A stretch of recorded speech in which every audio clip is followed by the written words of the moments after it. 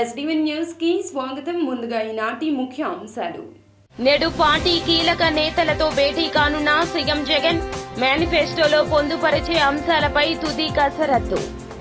Central నియోజకవర్గ YCP MLA అభ్యర్థి Vellampalli Srinivas nomination సందర్భంగా భారీ ఎత్తున ర్యాలీ.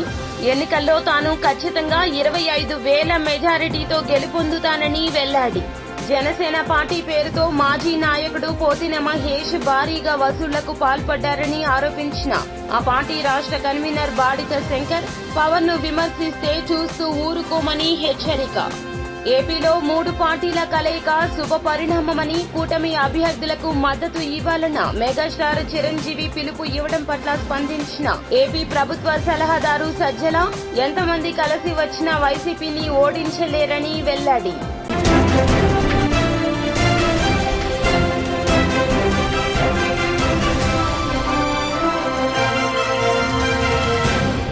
ఇక డీటెయిల్స్ చూస్తే సీఎం జగన్మోహన్ రెడ్డి నేడు పార్టీ కీలక నేతలతో భేటీ కానున్నారు. మేనిఫెస్టోలో పొందుపరిచే అంశాలపై తుది కసరత్తు చేస్తున్నారు. ఉత్తరాంధ్రను ప్రత్యేకంగా దృష్టిలో పెట్టుకుని హామీలను రూపొందిస్తున్నట్లు తెలుస్తోంది.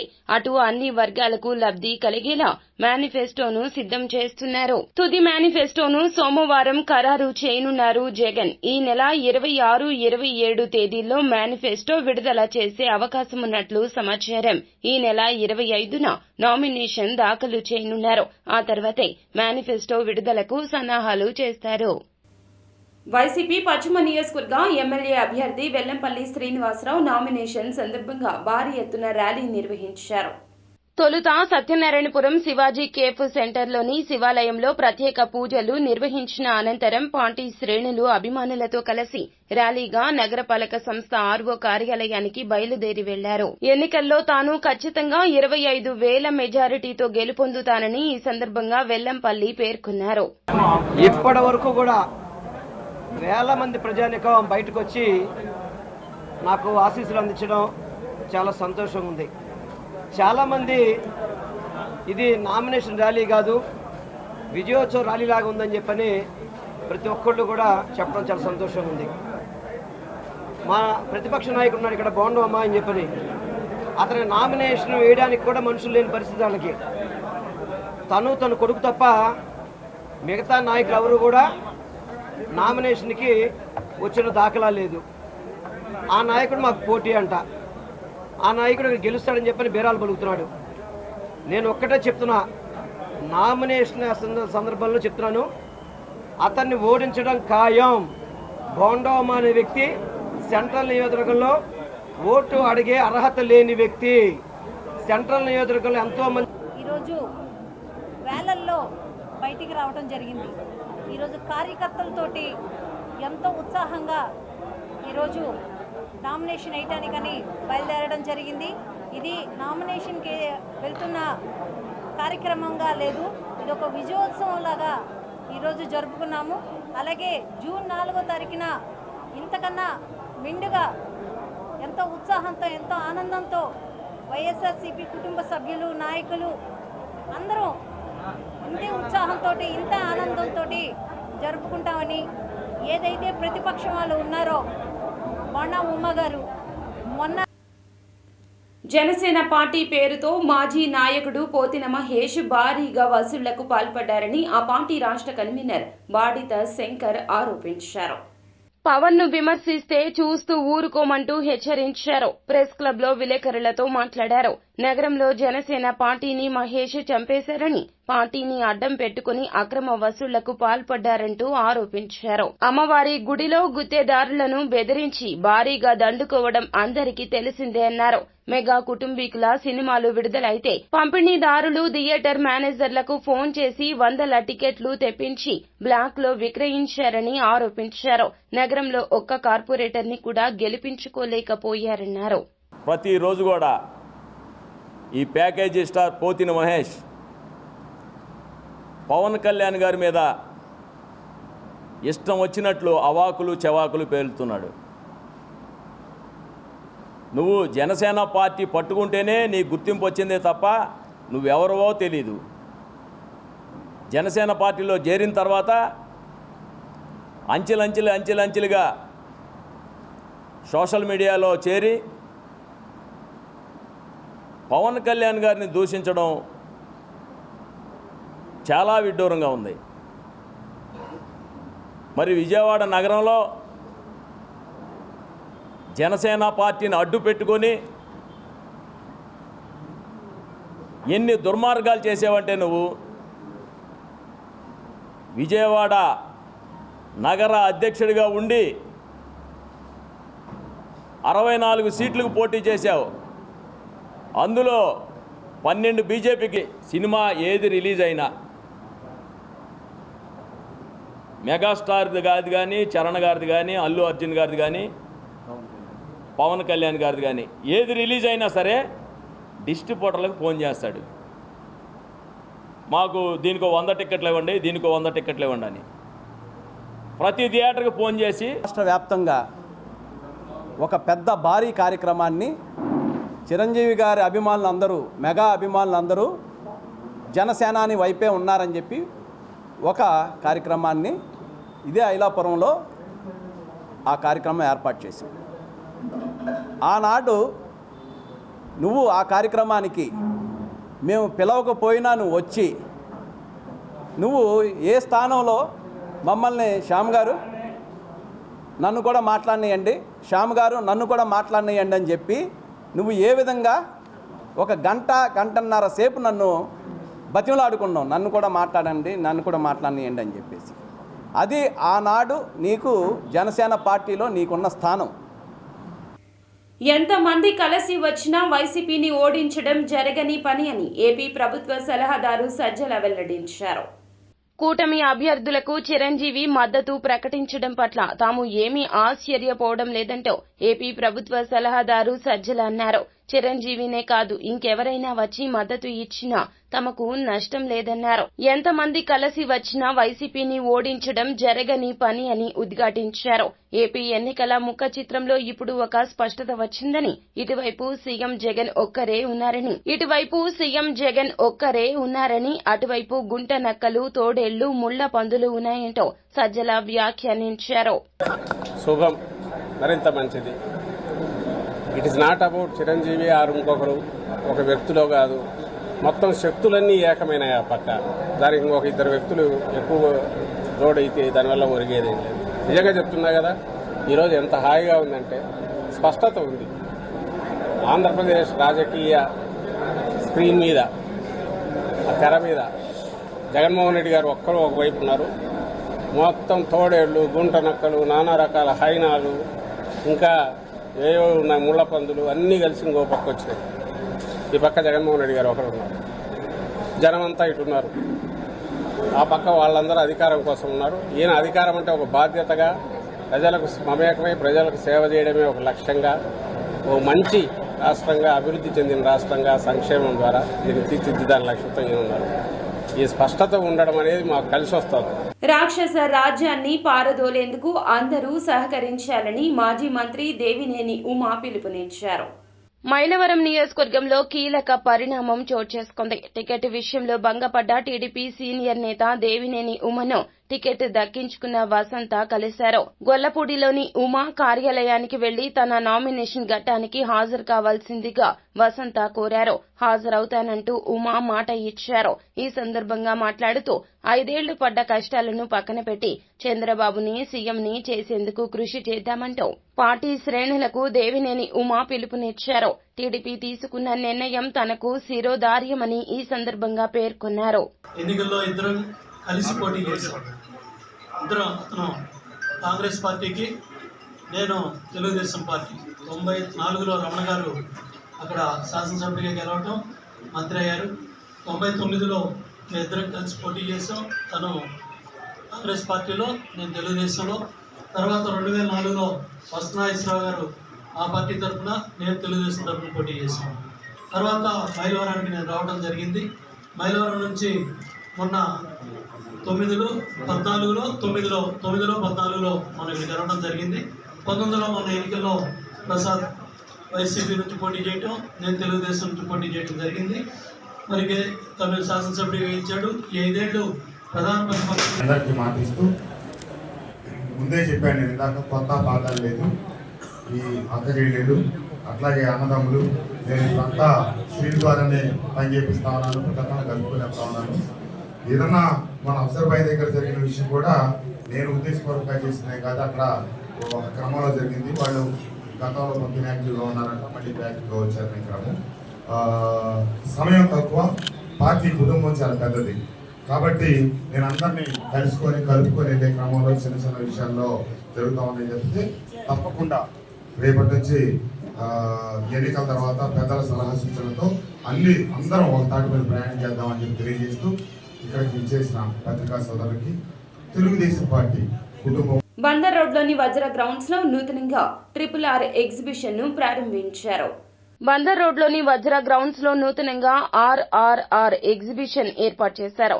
RRR సెట్టింగ్లతో ఏర్పాటు చేసిన ఎగ్జిబిషన్ ను ఎగ్జిబిషన్ సొసైటీ మాజీ కార్యదర్శి Malineni Narayana Prasad, Nandi awards jury member, Andhra arts academy ప్రధాన కార్యదర్శి, నటుడు నందివాడ నాని ప్రారంభించారు. ఈ సందర్భంగా వారు మాట్లాడుతూ వేసవిలో పిల్లలకు ఆట విడుపు కోసం ఏర్పాటు చేసిన ఎగ్జిబిషన్ నందు giant wheel, merry Columbus, break dance, dragon train, Indian టోరా, ఇటాలియన్ ఐటమ్స్ వంటి ప్రత్యేకమైన ఆట వస్తువులు అందుబాటులో ఉన్నాయన్నారు. Bedsheets, Bengali cotton saris, Lucknow saris, nighties, cosmetic, గాజులు, అనేకమైన ఆట బొమ్మలు, హ్యాండ్లూమ్స్ మరియు హ్యాండ్ క్రాఫ్ట్ స్టాల్స్, అనేక రకాల ఫుడ్ స్టాల్స్ ఎగ్జిబిషన్ లో అందుబాటులో ఉంటాయన్నారు. చిన్న ఇది ఇవ్వడానికి వివరణ ఇవ్వడానికి ఏంటంటే RRR అనే సినిమా మన ఆంధ్రదేశానికి ఎంతో గర్వకారణం, ఇండియాకే గర్వకారణం, ప్రపంచాన్ని ఒక ఆలోచింపజేసేటువంటి తెలుగు ఇండస్ట్రీకి గర్వకారణమైనటువంటి RRR సినిమా. ఈ సినిమాలో ఉన్నటువంటి ఇతివృత్తం ఆనాటి బ్రిటిష్ కాలంలో 200 సంవత్సరాల పాటు కర్కశ పాదాల కింద నలిగిపోయినటువంటి జాతి మన హిందువులందరూ కూడా, హిందూ దేశంలో అందరూ కూడా ఇబ్బందులు పడి ఉన్నారు. దాంట్లో కిరణ్లు ఎంతో దశాబ్దాల అనుభవంతో మంచి అంశాన్ని తీసుకుని ఈ రోజున RRR ప్రపంచంలో కీర్తి తెచ్చింది. ఆ పాటకి సంబంధించి రూపుదిద్ది చూస్తానికి అసలు మనమే అక్కడ ఉన్నావా అన్నంత బాగా రూపుదిద్దారు. దిద్దిన ప్రతి ఒక్కరికి ముందుగా నా అభినందనలు. నందివాడ నాని, గోపీనాథ్ వీరందరికీ కూడా, మీ ప్రేక్షకులకి, మీకు, ఇక్కడికి వచ్చిన అందరికీ ఉగాది శుభాకాంక్షలు. 20 రోజులు ఆలస్యమైనా 340 రోజులు ఇంకా ఉంది కాబట్టి ఇది క్రోధినామ సంవత్సరం.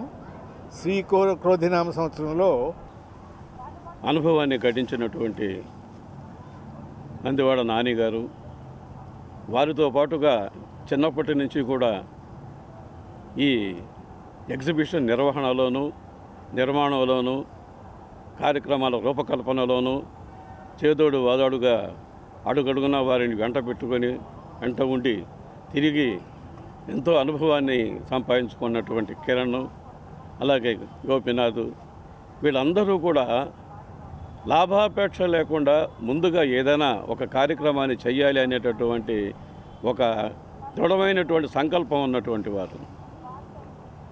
వారు ఏది మొదలెట్టినా, ఉదాహరణకి షార్ట్ ఫిలిమ్స్ తీసినా, లేకపోతే టీవీ సీరియల్స్ తీసినా, లేకపోతే మన అమరావతి గీతం తీసినా, ఇందులో ఎక్కడా కూడా ముందుగా వాళ్ళ లాభాపేక్షను చూడలేదు. అనేది చిన్నప్పటి నుంచి కూడా మేము చాలా ఎదురు చూసే కాన్సెప్ట్. ఇదివరకు PWD గ్రౌండ్స్లో కానీ అక్కడ ఇక్కడ జరుగుతుంటే చాలా యాంగ్జైటీతో సమ్మర్ ఎప్పుడు వస్తుంది, సెలవుల్లో ఎక్కడికి వెళ్దాం, ఎలా వినోదాలను పొందుదాం, సినిమాలు తప్ప వేరే ఇది ఉండేది కాదు. ఎగ్జిబిషన్లో ఒకటే మాకు వేరే ఎంజాయ్మెంట్, వెళ్ళాలన్నా రైడ్స్ ఎక్కాలన్నా ఒక ఎనర్జీ ఉండేది. దాని నుంచి కూడా ఇప్పుడు ఇంకా క్రియేటివ్గా ఒక కాన్సెప్ట్ అనేది తీసుకొని ఆ కాన్సెప్ట్ని డెవలప్ చేసి రకరకాలైన చూపిస్తా, ఎలా ఇది చెయ్యాలి, జనాలకి ఒక మెసేజ్ ఇస్తా. ఎగ్జిబిషన్ PWD గ్రౌండ్ తర్వాత మేము ఆల్రెడీ శాతవాహన కాలేజీలో కానివ్వండి, ఇలాగే వజ్ర గ్రౌండ్లో కానివ్వండి, లాస్ట్ ఇయర్ 2023లో బాహుబలి ఎగ్జిబిషన్ అని శాతవాహన కాలేజీలో మేము ప్రదర్శించాము. అలాగే ఇదే వజ్ర గ్రౌండ్లో 2023లో మేము అవెంజర్స్ ఎగ్జిబిషన్ అనేది కూడా ఇదే గ్రౌండ్లో మేము చేయడం జరిగింది. అంటే విజయవాడ ప్రజలు ఎప్పుడూ ప్రతిసారి ఒక కొత్తదనాన్ని కోరుకుంటూ ఉంటారు. వాళ్ళు ఎప్పుడైనా కానీ ఒక మంచి కాన్సెప్ట్ని మనం ముందుకు తీసుకెళ్తే వాళ్ళు తప్పనిసరిగా ఆదరిస్తారని మా నమ్మకం. ఈ RRR ఎగ్జిబిషన్ అనేది ఏంటంటే మనకి కేవలం సినిమా ఒక చిన్న స్థాయి నుంచి పెద్ద స్థాయి దాకా ఉండే రేంజ్ని ఒకసారి వరల్డ్ వైడ్. ఏపీ కాంగ్రెస్ అధ్యక్షురాలిగా షర్మిల బాధ్యతలు చేపట్టిన దగ్గర నుంచి సామాన్యులకు అన్యాయం జరుగుతుందని ఎంపీ ఎమ్మెల్యే టికెట్లు దక్కని వారు ఆవేదన వ్యక్తం చేస్తున్నారు. ప్రెస్ క్లబ్ లో నిర్వహించిన సమావేశంలో రాష్ట్రంలోని పలు ప్రాంతాల నుండి వచ్చిన కాంగ్రెస్ పార్టీ టికెట్లు ఆశావాహులు మీడియాకు తమ ఆవేదన వెలిబుచ్చారు. కష్టపడి పనిచేసిన వారికి సీట్లు ఇవ్వకుండా మోసం చేశారంటూ ఆరోపించారు. నాయకులకి రాష్ట్రంలో తీవ్రమైన అన్యాయం జరిగింది. దానికి ప్రధాన కారణం 2014 నుంచి పార్టీ పగ్గాలు చేపట్టిన పార్టీ మాజీ అధ్యక్షులు ఈ పార్టీని గుప్పిట్లో పెట్టుకుని పార్టీ అభ్యర్థుల్ని వాళ్ళే నిర్ణయిస్తూ వాళ్ళని రకరకాలుగా పార్టీ అభ్యర్థులు నిజమైన కాంగ్రెస్ కార్యకర్తలకి న్యాయం చేయకుండా వాళ్ళ సొంత మనుషులకి పార్టీ టికెట్లు వాళ్ళు కట్టబెట్టి వాళ్ళు అన్ని రకాలుగా లబ్ధి పొంది పార్టీని సర్వనాశనం చేసి పార్టీని బలోపేతం కాకుండా చేస్తున్నారు. ఇవాళ ఒక నాయకుడు అనంతపురం నాయకుడు అయితే ఇవాళ 1000 కోట్ల పైన వ్యాపారాలు కర్ణాటకలో చేస్తున్నారు. మొన్నటి వరకు నేను వ్యవసాయం చేస్తున్నానని చెప్పాడు. అలాగే ఇంకో అమలాపురం నాయకుడు అయితే 50 కోట్లు పెట్టి ఆ అపార్ట్మెంట్లు కొనుక్కున్నాడు. ఇంకా అప్పుడు ఈ ఎలక్షన్ అడ్డం పెట్టుకుని ఇంకా మళ్ళీ ఇంకో 10 అపార్ట్మెంట్లు కొనడానికి కూడా సిద్ధంగా ఉన్నారు. అలాగే మన జిల్లాలో ఒక నాయకుడు అయితే ఇక చెప్పరాని అంతులేని సంపద సంపాదించాడు పార్టీని అడ్డం పెట్టుకుని. ఇంకో కాకినాడ నాయకుడు అయితే ఇంకా చెప్పవసరం లేదు. ఈ విధంగా పార్టీలో వాళ్ళ యొక్క అనుచరులకి, డ్రైవర్లకి, వాళ్ళ ఇంట్లో పనిచేసే వాళ్ళకి, అలాగే ఇతర పార్టీల్లో ఎంపీపీగా ఉన్న వాళ్ళకి పార్టీ పదవులేసి సీఎం జగన్ హయాంలో దళితులకు తీవ్ర అన్యాయం జరిగిందని మాదిగ జేఏసీ రాష్ట్ర అధ్యక్షులు పేరుపోగు వెంకటేశ్వరరావు మాదిగ ఆరోపించారు. గాంధీనగర్ ప్రెస్ క్లబ్ నందు నిర్వహించిన మీడియా సమావేశంలో ఆయన మాట్లాడారు. ఎంతమంది దళితులను, బీసీలను మీ స్వార్థం కోసం బలి చేస్తారంటూ ప్రశ్నించారు. 2019 ఎన్నికల్లో వైఎస్ జగన్ అధికారంలోకి రావడానికి ఆడిన డ్రామాలో కోడికత్తి శ్రీను 5 సంవత్సరాలు జైల్లో మగ్గాడని, ఇప్పుడు 2024 ఎన్నికల్లో గులకరాయి డ్రామాతో మైనర్ అయిన సతీష్ ను జైల్లో పెట్టడం జరిగిందంటూ ఆరోపించారు.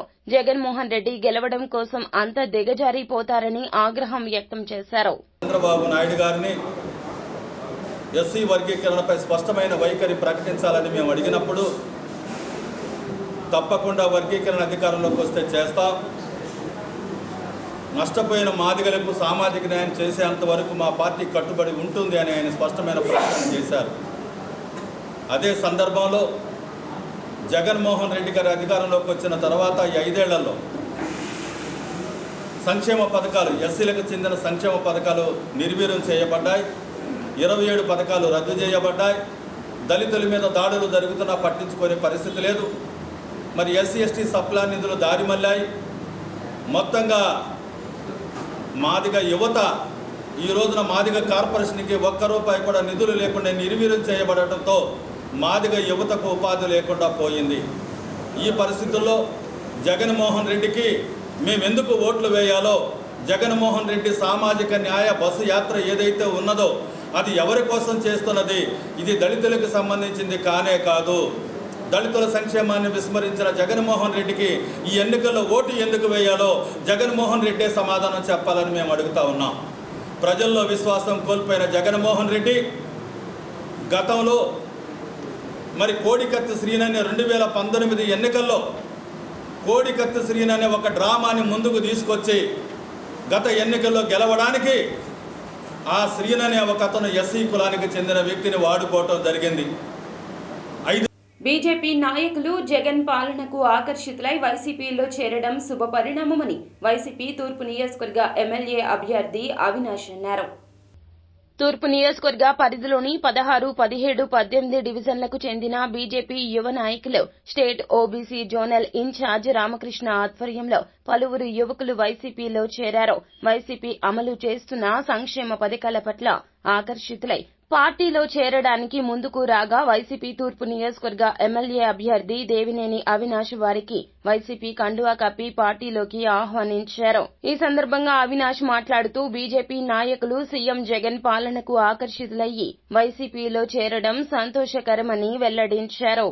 మళ్లీ తన సొంత లాభం కోసం ఏ విధంగా అయితే బీజేపీ పార్టీతో జతకలిశారో దాన్ని నిజమైన బీజేపీ కార్యకర్తలు ఎవరు కూడా సంతోషంగా లేరు కాబట్టి ఈరోజు బీజేపీ పార్టీ అయినా లేకపోతే జనసేన పార్టీ అయినా తెలుగుదేశం పార్టీ నాయకులతో కలిసి పనిచేస్తున్న ఇష్టం లేకుండా ఈరోజు వాళ్ళు కనుక వస్తే స్థానికంగా ఉన్న శాసనసభ్యులు బీజేపీ పార్టీ వాళ్ళని జనసేన పార్టీ వాళ్ళని హేళన చేస్తూ పట్టించుకోకుండా ఉంటే ఈరోజు తెలుగుదేశం పార్టీకి సరైన బుద్ధి చెప్పాలంటే ఈరోజు వైఎస్ఆర్ కాంగ్రెస్ పార్టీ వాళ్ళు సాధ్యమవుతుందని చెప్పి ఈరోజు సోదరులందరూ గారి పార్టీలో చేరతాం. తప్పకుండా రాబోయే రోజుల్లో అందరం గారు కలిసికట్టుగా ఒక కుటుంబంలాగా అందరం గారు ముందుకు వెళ్తామని సందర్భంగా చెప్తూ వాళ్ళందరం గారు పార్టీలోకి సాదరంగా ఆహ్వానించి అందరం గారు పార్టీ ఒక బలోపేతం కోసం జగన్మోహన్ రెడ్డి గారు ఒక బలోపేతం కోసం అందరం గారు ముందుకు వెళ్తామని చెప్పని అదేవిధంగా ఈరోజు మరొక కార్యక్రమం ఈ కార్యక్రమం తర్వాత తూర్పు నియోజకవర్గంలో రేపు జగన్మోహన్ రెడ్డి గారి యొక్క నాయకత్వంలో ఈ నియోజకవర్గంలో వైఎస్ఆర్ కాంగ్రెస్ పార్టీ జెండా ఎగరేసిన రాష్ట్రానికి జగన్ ఏం చేశారో చెప్పలేకే డ్రామాలకు తెరతీస్తున్నారని టీడీపీ అధినేత చంద్రబాబు ఆరోపించారు. పార్లమెంటు శాసనసభకు పోటీ చేసే అభ్యర్థులకు చంద్రబాబు ఉండవల్లిలోని తన నివాసంలో బీఫారాలు అందజేశారు. శ్రీకాకుళం జిల్లా నుండి మొదలుపెట్టి వరుసగా జిల్లాల వారీగా అభ్యర్థులకు బీఫారాలు తన చేతుల మీదుగా అందించారు. అనంతరం అభ్యర్థులతో ప్రతిజ్ఞ చేయించారు. ఈ సందర్భంగా చంద్రబాబు మాట్లాడుతూ బీఫారాలు తీసుకున్న ప్రతి అభ్యర్థి గెలిచి అసెంబ్లీలో అడుగు పెట్టాలి. ప్రజలు కార్యకర్తల అభీష్టం మేరకే అభ్యర్థులను ఎంపిక చేశాము. రాష్ట్రంలో ప్రత్యేక పరిస్థితుల్లో ఎన్నికలు జరుగుతున్నాయి. ప్రజలు గెలవాలి, రాష్ట్రం నిలవాలి అనేదే మన నినాదమని వెల్లడించారు. 3 పార్టీల నేతల మధ్య సమన్వయం ఉండాలి, ఓటు బదిలీ జరగాలని వ్యాఖ్యానించారు. వారాహి విజయ బేరీ సభలో జనసేనాని పవన్ కళ్యాణ్ సీఎం జగన్ పై నిప్పులు చెరిగారు. 151 మంది ఎమ్మెల్యేలు 30 మంది ఎంపీలను కలిగి ఉన్న జగన్ వ్యక్తిగత జీవితాల గురించి మాట్లాడుతున్నారంటూ మండిపడ్డారు. భార్యాభర్తల మధ్య సఖ్యత లేక విడిపోతారు. నా జీవితంలో నుంచి వెళ్లిపోయిన ఆడబిడ్డల గురించి మాట్లాడుతూ 3 పెళ్లాలు అంటావో, మూర్ఖుడా దిగజారిపోయి మాట్లాడుతున్నావో, ఏం ఒళ్ళెలా ఉంది, నీకు భయపడతాం అనుకుంటున్నావా, జాగ్రత్తగా మాట్లాడు అంటూ పవన్ కళ్యాణ్ సీరియస్ గా వార్నింగ్ ఇచ్చారు. బలమైన మధ్యతరగతి అట్టడుగు వర్గాలు బాగా డబ్బున్న వారు అందరూ కలిసిమెలిసి ఉంటున్న నియోజకవర్గం ఇది. అలాంటి నియోజకవర్గంలో గూండాగర్దీతోటి మీరు ఏదన్నా రాజ్యం మీకు చేస్తానంటే రోడ్డు మీదకొచ్చి చొక్కా పట్టుకొని వెనక్కి మడిచి కొట్లాడటానికి నేను సిద్ధంగా ఉన్నాను. అంజిబాబు గారికి అండగా రేపొద్దున ఏదైనా చిన్న సమస్య వస్తే నేను చొక్కా మడిచి నేను వస్తాను రోడ్ల మీదకి. ఆ ధైర్యం మీకు ఇస్తున్నాను, ఆ మాట మీకు ఇస్తున్నాను. అలాగే గంధిసీన్ అభిమానులు కూడా చెప్తున్నాను. నా అభిమానులు చాలా మంది గంధిసీన్ చుట్టూ ఉన్నారు. వారికే చెప్తున్నా, మీరు సినిమాల్లో పవన్ కళ్యాణ్ హీరోగా చూస్తుండొచ్చు, నిజ జీవితంలో పవన్ కళ్యాణ్ వేరు. నిజ జీవితంలో పవన్ కళ్యాణ్ దేశం కోసం సమాజం కోసం చచ్చిపోయే వ్యక్తి. ఇందాక నరసీపురం సభలో ప్రతి సభలో చెప్తా ఉంటాను, నేను గత పాలిటిక్స్లోకి రావాలి అని నిర్ణయించుకున్న రోజు నుంచి ఈ రోజు దాకా, నేను చనిపోయేదాకా రోజుకి 24 గంటలు బతికితే సంతోషం అనుకుంటాను. ఎందుకు చెప్తున్నా, మీలాంటి భవిష్యత్తు, మీ బిడ్డల భవిష్యత్తుకు బాగుండాలంటే తెగించేవాడు ఒకడు కావాలి. వార్తలు ముగించే ముందు ముఖ్య అంశాలు మరోసారి. నేడు పార్టీ కీలక నేతలతో భేటీ కానున్న సీఎం జగన్. మేనిఫెస్టోలో పొందుపరిచే అంశాలపై తుది కసరత్తు. సెంట్రల్ నియోజకవర్గ వైసీపీ ఎమ్మెల్యే అభ్యర్థి వెల్లంపల్లి శ్రీనివాస్ నామినేషన్ సందర్భంగా భారీ ఎత్తున ర్యాలీ. ఎన్నికల్లో తాను ఖచ్చితంగా 25,000 మెజారిటీతో గెలుపొందుతానని వెల్లడి. జనసేన పార్టీ పేరుతో మాజీ నాయకుడు పోతిన మహేష్ భారీగా వసూళ్లకు పాల్పడ్డారని ఆరోపించిన ఆ పార్టీ రాష్ట్ర కన్వీనర్ బాడిత శంకర్ పవన్ ను విమర్శిస్తే చూస్తూ ఊరుకోమని హెచ్చరిక.